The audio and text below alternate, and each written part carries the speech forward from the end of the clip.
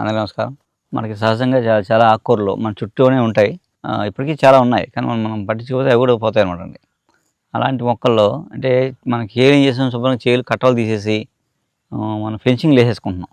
ఏసుకోవడం వల్ల ఆ కట్టలు, చేలు గట్లు పోవడం వల్ల చాలా మొక్కలు అంతరించిపోతాయనమాటండి. అవన్నీ మనం సహజంగా తినేవి. కూరగాయ వండుకొని తినేవనమాటండి.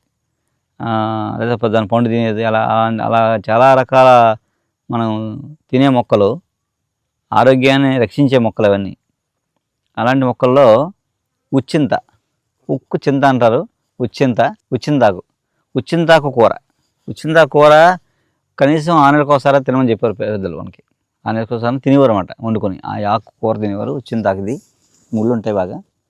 ఉచ్చింతాకు కూర ఏంటంటే 6 నెలలకు ఒకసారి తినాలి. కానీ శీతాకాలం ముందు తింటే శ్వాస సంబంధ వ్యాధులు రాకుండా ఉంటాయి అన్నమాట. సహజంగా వచ్చే శీతాకాలంలో వచ్చే కాలానికి వర్షాకాలంలో వచ్చే రెస్పిరేటరీ శ్వాస సంబంధ దగ్గు, జలుబు, కఫం ఇలాంటివి రాకుండా ఆపుద్ది అనమాట ఇది.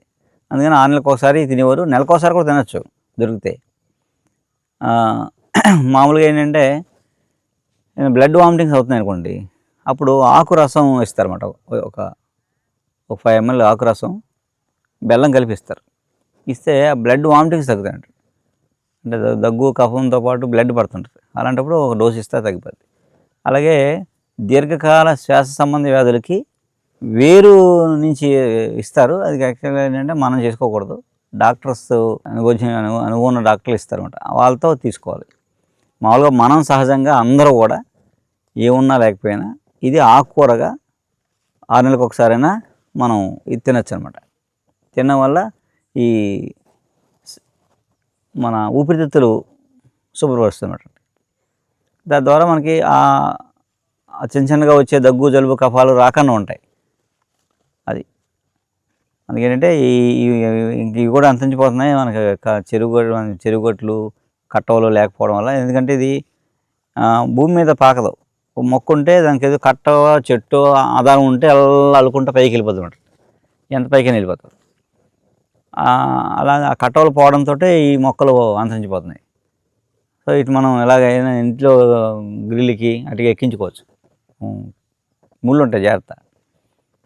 అలా ఏంటంటే అలా దాంట్లో ఈ ఉచ్చింత ఆకు కూర అనమాట అండి. ఆకుకూర ఎలాగ తోటకూర ఉన్నట్టు వండేసుకోవడమే. దీనికి ఏం పెద్ద ఫార్ములాలు ఏమి ఉండవు. తోటకూర ఎలా వండుతారు అలాగే ఉచ్చింత కూరగా వండుకొని తినచ్చు. అలా 6 నెలలకు ఒకసారి ఈ కూర తినండి. ఇలా ఈ ఉచ్చింతకాయలు బాగా ముగ్గినాయి, పండిపోయిన కాయలు. అంటే వేరు కాయలు వాడతారు, కానీ కొంచెం అనుభవాలతో డాక్టర్ పర్యవేక్షణలో వాడాలి. మామూలుగా మనం కాయలు కానీ వాడుకోవాల్సి వస్తే ఇది ఎర్రదీసి గింజలు తీసేసి ఈ తొక్కలు మనం కూర వండుకోవచ్చు అన్నమాట. అలా తినచ్చు. గింజలు తినకూడదు. మనకి ఆకులు అందుబాటులో లేవనుకోండి, ఈ కాయలు ఎండబెట్టి దాచుకొని గింజలు తీసి తొక్కలు దాచుకొని తొక్కలను కూర వండుకు తినచ్చు అన్నమాట. తింటే ఇలా రెస్పిరేటరీ ప్రాబ్లమ్స్ రాకుండా ఉంటాయి. శ్వాస సంబంధ వ్యాధులు రాకుండా ఉంటాయి అన్నమాట. దగ్గు, జలుబు, కఫాలు. అలాగే ముఖ్యంగా ఏంటంటే ఈ వర్షాకాలం వెళ్ళిపోయి శీతాకాలం వచ్చేటప్పుడు తింటారు. తింటే ఈ శీతాకాలంలో వచ్చే ఈ దగ్గు, జలుబు, కఫాలు పోతాయి అన్నమాట, రాకుండా ఉంటాయి అన్నమాట. చాలా మంచిది. ఆకుకూరగా తినచ్చు. అందరూ తినేవారు పూర్వం. ఇప్పుడు మనం కూడా తినచ్చు జాగ్రత్తగా సేకరించుకొని. ట్యాక్సీ తోలుకుంటూ ఉండేవాడినండి. నాకు సైనస్ అనే కంప్లైంట్ ఏర్పడ్డది సార్. నాకు ముక్కులో గడ్డ కట్టేసిందండి. నాకు బాగా విపరీతంగానే ఊపిరి అందిది కదా సరిగ్గా. నాకు ముక్కుతో పీల్చుకునే గాలి నోటితో పీల్చుకునేవాడండి. పాలకొల్లు ఏంటి హాస్పిటల్కి వెళ్ళానండి. డాక్టర్ గారు నన్ను స్కాన్ చేశారండి. లోపల స్కాన్ పెట్టి చూశారు. స్కాన్ పెట్టి చూస్తే అమ్మ నీకు ట్యాబ్లెట్ వల్ల తగ్గతింకిది, నువ్వు ఇమీడియట్గా రేపు నువ్వు అటెండ్ అయిపోవాలి, నాకు ఆపరేషన్ చేస్తాను, ఒక 40,000 తెచ్చుకోమన్నారండి నన్ను ఆపరేషన్కి. ఈ సైనస్ ఆపరేషన్కి 40,000 తెచ్చుకోమన్నారు డాక్టర్ గారండి. నేను నెల రోజులు కూడా ఏ పని చేయకూడదు, రెస్ట్ తీసుకోవాలి. నేను ఉదయం లేచి ట్యాక్సీ తోలుకుని నేను జీవనోత్తం గడుపుకునేవాడిని. 4 రోజులు అలాగా బాబు అని ఆలోచించుకున్నాను సార్. నేను పాలకొల్లు నుంచి ఒక నవాబు గారు ఒక లైన్మెన్గా తీసుకొచ్చారండి. కిరాయికి అడుచుకున్నారు ఆయన నన్ను.